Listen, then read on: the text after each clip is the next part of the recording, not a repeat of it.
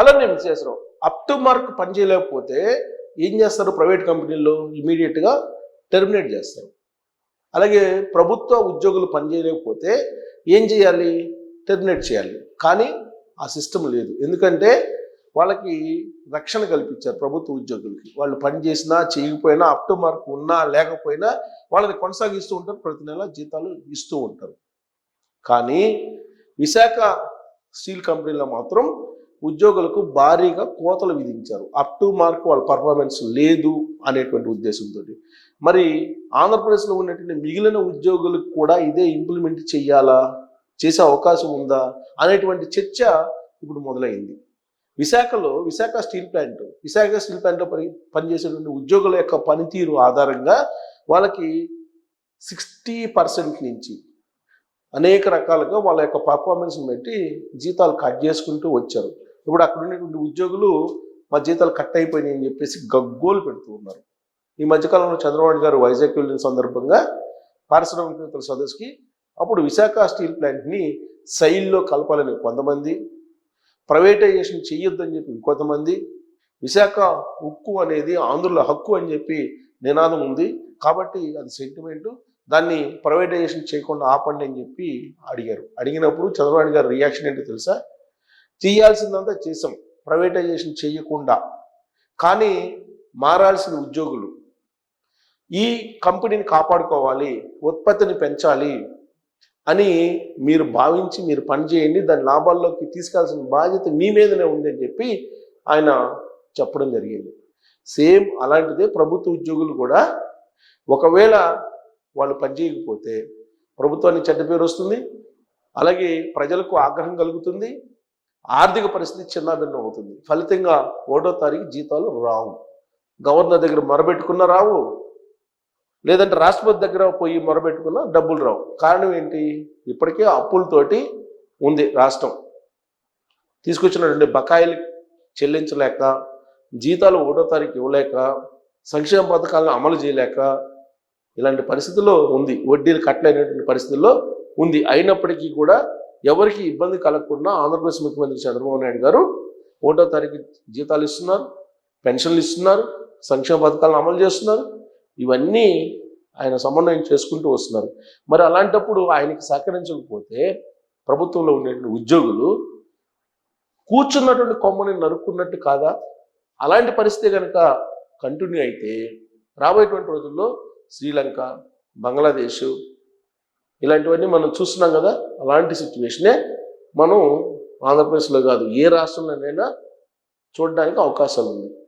అందుకే ఎన్ని ధర్నాలు చేసినా, ఎన్ని రకాలుగా ఆందోళన చేసినా సిపిఎస్ రద్దు అనేది కుదరదు అని చెప్పేశారు.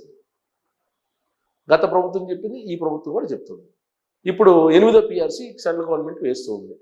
ఈ 8వ పిఆర్సీ సందర్భంగా ఒక డిఏని బేసిక్లు కలపాలి అనేటువంటి ఒక ప్రపోజల్ ఉద్యోగుల నుంచి వస్తుంది. అదే జరిగితే ఇప్పుడున్నటువంటి బేసిక్ శాలరీ 40% పెరుగుతుంది. అంటే 18,000 కనీస వేతనం కాస్త 40,000 దాకా పెరిగే అవకాశం ఉంది. ఇదే జరిగితే మొత్తం భారతదేశం దివాలా. ఆంధ్రప్రదేశ్ రాష్ట్రంతో పాటు అనేక రాష్ట్రాలు ఆల్మోస్ట్ అదే పరిస్థితిలో ఉన్నాయి. మరి దివాలా తీసినటువంటి రాష్ట్రాలుగా, దివాలా తీసినటువంటి దేశంగా భారతదేశాన్ని చూడాలా, లేదంటే ఉద్యోగుల జీతాలు పెంచాలా? ఇది ఒక డిబేటబుల్ క్వశ్చన్. ఇది ఢిల్లీలో ఇప్పటికే ప్రభుత్వ ఉద్యోగుల మీద, ప్రభుత్వ ఉద్యోగులకు ఉన్నటువంటి ఆర్టికల్ 311ని రద్దు చేయాలనేది చాలా కాలంగా ఇప్పుడు జన్జీ ఉద్యమంలో భాగంగా జరుగుతూ ఉన్నాయి. ఇంకా రాష్ట్రాలకి ఇంకా వ్యాపించలేదు. అయితే ఇప్పుడు వైజాగ్ స్టీల్ ప్లాంట్ వేదికగా చేసుకుని జరిగినటువంటి పరిణామం మాత్రం ప్రభుత్వ ఉద్యోగుల్ని ఆందోళన కలిగిస్తూ ఉంటే యువతని ఆలోచింపజేస్తుంది. ఎందుకనంటే పనికి తగిన వేతనం కదా ఇవ్వాల్సింది. ఇది ఆల్రెడీ ప్రధానమంత్రి నరేంద్ర మోడీ గారు ఎప్పుడో చెప్పారు, కానీ దాన్ని ఇంప్లిమెంట్ చేయడానికి ధైర్యం చేయట్లేదు. ఆయన కూడా 370 రద్దు చేయడానికి ధైర్యం చేశారు, కానీ నరేంద్ర మోడీ గారు ప్రభుత్వ ఉద్యోగులకి పనికి తగ్గ వేతనం అనేటువంటి నిబంధన తీసుకురాలేకపోతున్నారు ఆయన. మరి వైజాగ్లో మాత్రం పనికి తగ్గ వేతనం, పనికి సామర్థ్యాన్ని బట్టి వేతనం అనేదాన్ని నిర్ధారించి వాళ్ళ శాలరీస్లో కట్ చేశారు. అమెరికా అధ్యక్షుడు ట్రంప్ ఏ విధంగా చేస్తున్నారో డోజును బట్టి, డిపార్ట్మెంట్ ఆఫ్ ఎఫిషియన్సీ అనే దాన్ని బట్టి అసలు పనిచేయనటువంటి వాళ్ళని, సామర్థ్యం అప్ టు మార్క్ లేనటువంటి వాళ్ళని అసలు తీసేశారు. ఆయన కొన్ని లక్షల మందిని తీసేశారు. అమెరికా లాంటి దేశం అలాంటి ప్రయత్నం చేసి సక్సెస్ అవుతూ ఉంటే మరి మనం ఎందుకు చేయకూడదు? మనం ఒకవేళ చేయకపోతే ప్రభుత్వాలు కూలిపోయేటువంటి అవకాశం ఉంది, ఆర్థిక సంక్షోభాలకు రాష్ట్రాలు వెళ్ళే అవకాశం ఉంది. ఇలాంటి సిచ్యువేషన్ నుంచి బయటపడాలంటే కనుక ఆర్థికవేత్తలు కానీ లేదా జయప్రకాష్ నారాయణ గారు లాంటి వాళ్ళు కానీ చెప్పేది ఏంటంటే ఉద్యోగులకి జీతాలని కుదించాలి, పనికి తగ్గ వేతనం ఇవ్వాలి, సామర్థ్యం మేరకు వాళ్ళు పనిచేస్తున్నారా లేదా చూసి వాళ్ళకి జీతాల్లో కట్ చేసినా ఇబ్బంది లేదు అనేటువంటి అభిప్రాయాన్ని ఆర్థికవేత్తలు వ్యక్తం చేస్తున్నారు. సో వైజాగ్లో ఏం జరిగింది అనేది మనం ఒకసారి చూద్దాం. వైజాగ్లో విశాఖ ఉక్కు ఉద్యోగుల జీతాల్లో కోత, నేడు అన్ని విభాగాల్లో నిరసనకు కార్మికుల పిలుపు. ఇక్కడ ఉద్యోగుల జీతాల్లో విశాఖపట్నం స్టీల్ ప్లాంట్ యాజమాన్యం కోతలు పెట్టింది. విభాగాల వారీగా నిర్దేశించిన ఉత్పత్తిని 100% సాధిస్తేనే పూర్తి జీతాలు ఇస్తామని ఇటీవల ప్రకటించింది. సో అనేక విభాగాలు ఉంటాయి దాంట్లో, స్టీల్ ప్లాంట్లో వాళ్ళకి ఒక టార్గెట్ పెట్టారు. ఆ టార్గెట్ని 100కు 100% కనుక మీరు రీచ్ కాకపోతే మీ జీతాల్లో కోత ఉంటుందని చెప్పి ముందే చెప్పింది. ఆ మేరకే కట్ చేసింది. లక్ష్యానికి ఎంత శాతం తగ్గితే, ఇప్పుడు ఒక లక్ష్యాన్ని నిర్ణయిస్తారు, ఆ లక్ష్యాన్ని చేరకపోతే సపోజ్ 100% రీచ్ కాకపోతే 90% కనుక రీచ్ అయితే మిగతా 10% ఏదైతే ఉందో ఆ మేరకు కోత విధిస్తారు. అలానే 100% సాధిస్తేనే పూర్తి జీతాలు ఇస్తామని ఇటీవల పడింది. లక్ష్యానికి ఎంత శాతం తగ్గితే అంత మేర జీతాల్లో కోత పెడతామని హెచ్చరించింది. దానిని నవంబర్ నెల నుంచే అమలు చేస్తూ డిసెంబర్లో ఇచ్చే జీతాలకు పే స్లిప్లు తయారు చేసింది. అంటే పోయిన నెల పలు విభాగాల్లో ఉద్యోగుల జీతాల్లో భారీ కోత పడింది. మెటీరియల్ మేనేజ్మెంట్ విభాగంలో పనిచేసే వారికి కేవలం 66% జీతాలు ఇవ్వనున్నట్టు పేర్కొంది. రోలింగ్ మిల్స్ విభాగానికి 79%, సెంటర్ ప్లాంట్కు 80%, ఎస్ఎంఎస్కు 81%, బ్లాస్ట్ ఫర్నేస్ ఇతరులకు 83%, మార్కెటింగ్ 84%, కోక్ ఓవెన్ విభాగానికి 93% జీతాలు ఇస్తున్నట్టు పే స్లిప్లో చూపించింది. అంటే ఇప్పుడు నవంబర్ జీతాలు 66%, ఉన్న జీతాలు 66% కొంతమందికి, 79% కొంతమందికి, 81% కొంతమందికి, 83% కొంతమందికి, 84% కొంతమందికి, 93% కొంతమందికి ఇస్తూ ఉంది. అంటే ఒక లక్ష్యానికి ఎంత దూరంలో ఉన్నారు అనే దాన్ని బేస్ చేసుకొని ఈ కోతని విధిస్తున్నారు. దీన్ని తీవ్రంగా వ్యతిరేకిస్తూ లిక్విడ్ స్టీల్ ఉక్కు దిమ్మెలుగా మార్చే ఎస్ఎంఎస్2 విభాగం ఉద్యోగులు మంగళవారం సాయంత్రం ఆందోళనకు దిగారు. బుధవారం అన్ని విభాగాల ఆందోళన చేపట్టాలని సిఐటియు నాయకులు పిలుపునిచ్చారు. సిబ్బంది అంతా ఆందోళనకు దిగితే ఉక్కు ఉత్పత్తి మరింత పడిపోయే ప్రమాదం ఉందని ఉద్యోగులు చెప్తున్నారు. కరెక్టే, మరి ఏం చేయాలి? సామర్థ్యం మేరకు పనిచేయదు, జీతాలు కావాలి. ఎలా దీనికి మ్యాచ్ చేయటం? ఎలా? ఉద్యోగులకు జీతాలు 1వ తారీఖు ఇవ్వాల్సిందే, దీంట్లో ఎలాంటి డిస్ప్యూట్ అవసరం లేదు.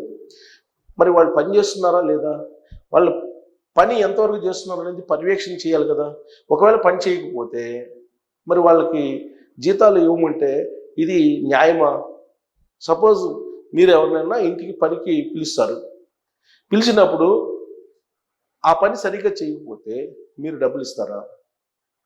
లేదు, వాళ్ళు ఇన్ టైంలో రాకపోయినా, వాళ్ళ పనితీరు బాగలేకపోయినా మళ్ళీ వాళ్ళని పిలుస్తారా పనికి? మీరు ఆలోచించాలి. ఇది సమాజానికి సంబంధించినటువంటి, భవిష్యత్తుకు సంబంధించినటువంటి సీరియస్ ఇష్యూ. ఇది సామర్థ్యానికి దూరంగా ఉండేటువంటి వాళ్ళని పెంచి పోషించడం అంటే ఎంతకాలం పోషిస్తారు? పని చేయకుండా టార్గెట్ రీచ్ కాకుండా, సపోజ్ ఆంధ్రప్రదేశ్ తీసుకున్నాం, ఆంధ్రప్రదేశ్లో రెవెన్యూ విభాగం ఉంది. ల్యాండ్ టైటిలింగ్ యాక్ట్ కారణంగా జగన్మోహన్ రెడ్డి గారు రెవెన్యూని గందరగోళపరిచారు. అందుకే ల్యాండ్ టైటిలింగ్ యాక్ట్ని కూటమి ప్రభుత్వం వచ్చిన తర్వాత రద్దు చేసింది. ఆ రెవెన్యూ ఇష్యూస్ని రిజాల్వ్ చేయాల్సింది ఎవరు? యంత్రాంగం, రెవెన్యూ యంత్రాంగం. ఎలా చేయాలి అనేది సిసోడియా ఇచ్చినటువంటి సిఫారసులు ఉన్నాయి. దాని ప్రకారం రిజాల్వ్ చేయాలి, సమస్యలను రిజాల్వ్ చేయాలి. ఈ కూటమి ప్రభుత్వం ఏర్పడి 16 నెలలు దాటిపోయింది. మరి ఆ సమస్యలు ప్రతి గ్రామంలో ఉన్నాయా లేదా? 100కి 90 మంది రెవెన్యూ సమస్యలతో ఇబ్బంది పడుతున్నారా లేదా ప్రజలు? వాళ్ళకు ఉన్నటువంటి ఆస్తులను అమ్ముకోలేరు, వాళ్ళకున్న ఆస్తుల్ని పెట్టి లోన్ తీసుకునేటువంటి పరిస్థితి లేదు. మరి ఇలాంటి పరిస్థితి ప్రజల్లో ఉంటే రెవెన్యూ విభాగం వాళ్ళ సమస్యను పరిష్కరించలేకపోతే జీతాలు ఎందుకు ఇవ్వాలి అసలు వీళ్ళకి రెవెన్యూ విభాగానికి? ఒక రెవెన్యూ విభాగం కాదు, ఏ విభాగం పనిచేయకపోయినా కానీ వాళ్ళ పర్ఫార్మెన్స్ లెక్క కట్టి ఆ మేరకు జీతాల్లో కోత విధిస్తే తప్పేంటి అనేటువంటి ప్రశ్న ప్రజల నుంచి వస్తుంది. మీకు రెవెన్యూ సమస్యలను డిజాల్వ్ చేయడానికి ఎకరానికి 20,000 నుంచి అడుగుతున్నారు, 10,000 నుంచి 20,000 దాకా డిమాండ్ చేస్తున్నారు. మరి అలాంటి అధికారులు ఏమనాలి? అసలు సమస్యను పరిష్కరించాల్సినటువంటి బాధ్యత కలిగినటువంటి ఉద్యోగులు వాళ్ళు సమస్యను పరిష్కరించకుండా మరింత జటిలం చేసి ప్రభుత్వాన్ని బద్నాం చేసి ప్రభుత్వానికి రెవెన్యూ తగ్గేలాగా చేసి జీతాలు మాత్రం కావాలని అంటే ఎక్కడి నుంచి తీసుకొస్తారు? ఎలా సాధ్యం ఇది? కొన్ని డిపార్ట్మెంట్స్, అన్ని డిపార్ట్మెంట్స్ అంటలా, సపోజ్ ఉపాధ్యాయులు ఉన్నారు, వాళ్ళకి ఏ సోర్స్ లేదు అవినీతి చేయడానికి, వాళ్ళకి కేవలం ఎఫిషియన్సీ చూపించుకోవడానికి మాత్రమే అక్కడ పిల్లల పర్ఫార్మెన్స్ అవన్నీ ఉంటాయి. రెవెన్యూ డిపార్ట్మెంట్ కానీ లేదా టౌన్ ప్లానింగ్ కానీ పోలీస్ డిపార్ట్మెంట్ కానీ ఇవన్నీ కూడా అప్ టు మార్క్ పనిచేస్తున్నాయా లేదా లక్ష్యాలని నిర్దేశించి ఆ లక్ష్యానికి ఎంత దూరంగా ఉన్నారో అంత శాలరీ కట్ చేయటము అనేది ఇప్పుడు ఒక చర్చనీయాంశంగా మారింది. ఇది వైజాగ్ స్టీల్ ప్లాంట్లో స్టార్ట్ అయింది. దీన్ని రాష్ట్ర వ్యాప్తంగా ఇంప్లిమెంట్ చేయాల్సినటువంటి అవసరం ఉందా? పని చేసినా చేయకపోయినా, పర్ఫార్మెన్స్ ఉన్నా లేకపోయినా, లక్ష్యాన్ని చేరుకున్నా చేరుకోకపోయినా 100% శాలరీ ఇవ్వాల్సిన అవసరం ఉందా అనే దాని మీద మీరు కామెంట్ చేయొచ్చు. Thank you.